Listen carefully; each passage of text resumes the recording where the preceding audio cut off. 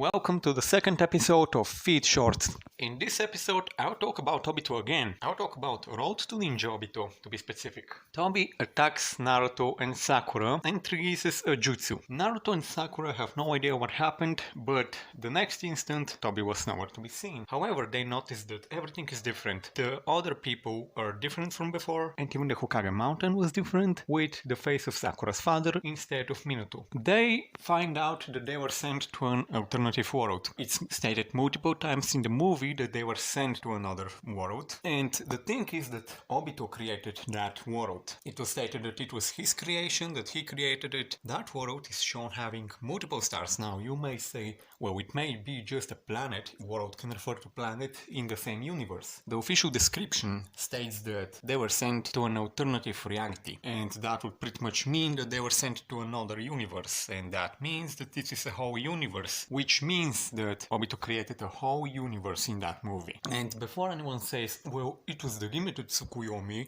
so that must be a genjutsu. No, it wasn't. Yes, it was a limited version of the Infinite Tsukuyomi. However, the movie was made before the manga reached the Infinite Tsukuyomi. So you can't really say that it must have been a genjutsu just because the Infinite Tsukuyomi is a genjutsu, which at the time wasn't even a thing. It was stated multiple times that they were sent to another world, and even the official description of the movie confirms this. Despite it being a Tsukuyomi, we know that it wasn't a genjutsu based off this. And there is even evidence suggesting that this was in fact not a genjutsu.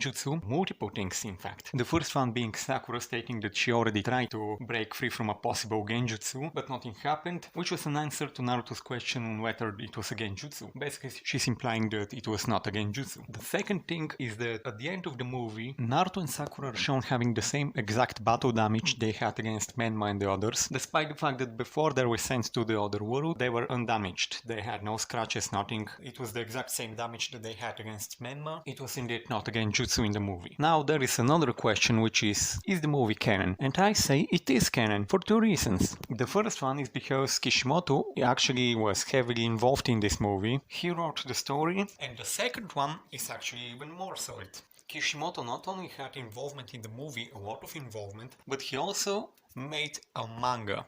A bonus manga, a bonus story as he calls it. A bonus to the original story, where the characters are having fun in the spa similar to the scene in the other world. And at the end of the chapter we see Toby, and he says, okay, the plan starts now, referring to the limited Tsukuyomi. And the final paragraph says, to see the end of this story, watch the movie. So Kishimoto basically confirms that the movie is what continues, which means that the movie is in fact canon. While the Road to Ninja movie may not fit the timeline of the manga perfectly, it's still canon. For example, the Blood Prison movie, which also did not fit the timeline, is mentioned in the Kakashi novel. The Kakashi novel is canon, and it's even in the official Naruto timeline, along with the manga. Now as for how good the fit is, I'll give you three calculations. One being a wall ball, assuming that Obito spent every day since joining Madara not eating, sleeping, moving, or not doing anything other than creating that world over time. One being a high ball, assuming that the world was created after he used the jutsu, which is infinitely more logical by the way. And the mid ball, assuming that he took an year to create it, which is still a very big wall ball. I'll also be assuming that the universe is as big as ours, as it makes most sense,